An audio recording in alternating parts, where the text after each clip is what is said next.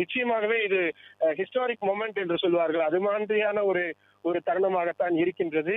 அவர் கொடுக்க போகக்கூடிய அந்த கோரிக்கை மனுவில் தான் அடுத்த 5 ஆண்டுகளுக்கு தமிழ்நாடு என்ன பாதையில் போக போகிறது என்பதை தமிழ்நாடு மக்கள் தெரிந்து கொள்வார்கள். அதே போல மத்திய பாஜக அரசு எப்படியான ஒரு ஒரு ஒரு இணக்கமான சூழலில் புதிய அரசுடன் அவர்கள் ஈடுபட போகிறார்கள்.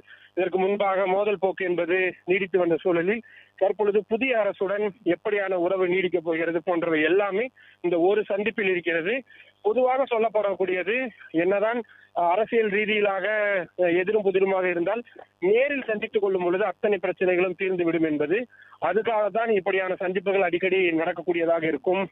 இது மட்டும் இல்லாமல் இனி வரக்கூடிய காலங்களில் நித்தி ஆயோக் கூட்டம் மாதிரியான மிக முக்கியமாக பிரதமர் நரேந்திர மோடியின் தலைமையில் நடைபெறக்கூடிய கூட்டங்களுக்கு விஜய் அவர்கள் வரத்தான் போகிறார்.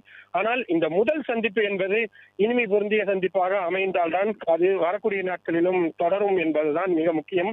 அந்த வகையில் பொறுமையாக பார்த்து அரசியல் நாகரிகங்களை எல்லாம் கடைபிடித்து காய் நகர்த்தல்களை செய்து வரக்கூடிய முதல்வர் விஜய் அவர்கள் இந்த தருணத்திலும் அதையே செய்வார். ஏனென்றால் அவர் தேர்தலில் வெற்றி பெற்றதற்கு பிறகு உடனடியாக எதிர்கட்சி வரிசையில் இருக்கக்கூடிய முன்னாள் முதல்வர் ஸ்டாலின், துணை முதல்வர் உதயநிதி ஸ்டாலின், மற்ற எதிர்கட்சிகளை சேர்ந்த தலைவர்களை எல்லாம் நேரில் சந்தித்திருந்தார்.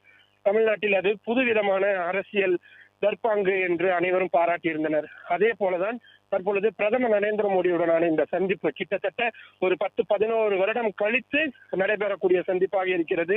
முன்பாக ஒரு நடிகராக தேர்தல் பிரச்சாரத்தின் பொழுது பிரதமர் நரேந்திர மோடியை சந்தித்திருந்தார்.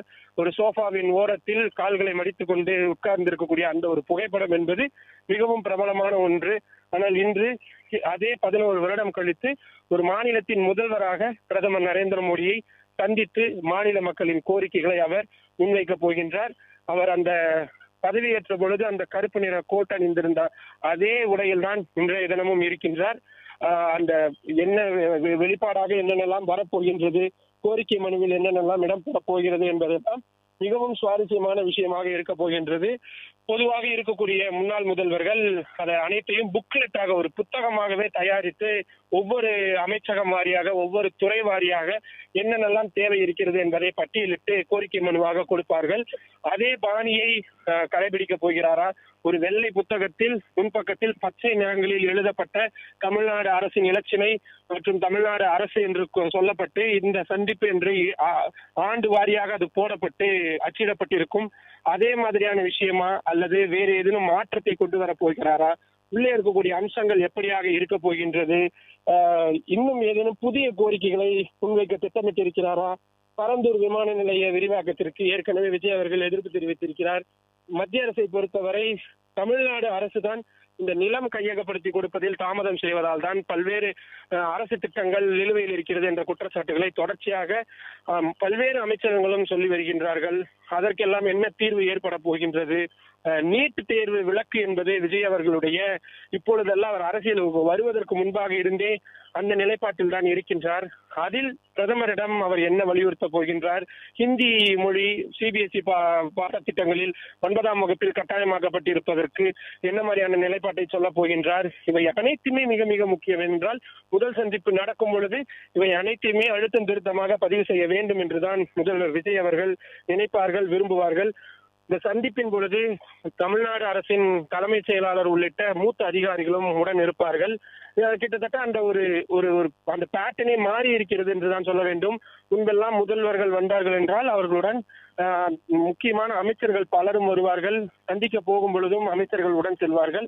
ஆனால் இன்றைய தினம் முதல்வர் விஜய் வந்திருக்கிறார், பிறகு அரசு அதிகாரிகள் வந்திருக்கிறார்கள். பெரிய அளவிலான கட்சியின் நிர்வாகிகள் யாரையும் தமிழ்நாடு அரசிற்குள்ளும் பார்க்க முடியவில்லை, வெளியும் பார்ப்பதற்கும் எந்த ஏற்பாடுகளும் செய்யவில்லை. இல்லை என்றால் டெல்லியில் இருக்கக்கூடிய பல்வேறு சங்கங்களை சேர்ந்தவர்கள் எல்லாம் சந்திக்க முற்படுவார்கள். ஆனால் அப்படியான சந்திப்புகள் எதையும் விஜய் அவர்கள் மேற்கொள்ளவில்லை. பெரும்பாலானவற்றை அவர் தவிர்த்திருக்கிறார் என்பதை தான் நம்மால் கண்கூடாக பார்க்க முடிகின்றது. தற்பொழுது சென்று கொண்டிருக்கிறார். இன்னும் ஒரு 2-3 நிமிடத்தில் பிரதமர் அலுவலகத்தை அவர் எட்டி விடுவார். அதற்கு பிறகு அந்த அடிப்படையான பணிகள் எல்லாம் நிறைவடைந்ததற்கு பிறகு அவர் அந்த சந்திப்பு என்பது தொடங்கும். பிரதமர் அலுவலகத்திலிருந்தே அதற்கான புகைப்படங்கள் என்பது வெளியாகிவிடும். எவ்வளவு நேரம் உள்ளே இருக்கிறார் என்பதை பொறுத்து அடுத்தடுத்து நாம் என்ன பேசினார் போன்ற விவரங்களை நம்மால் முழுமையாக தெரிந்து கொள்ள முடியும்.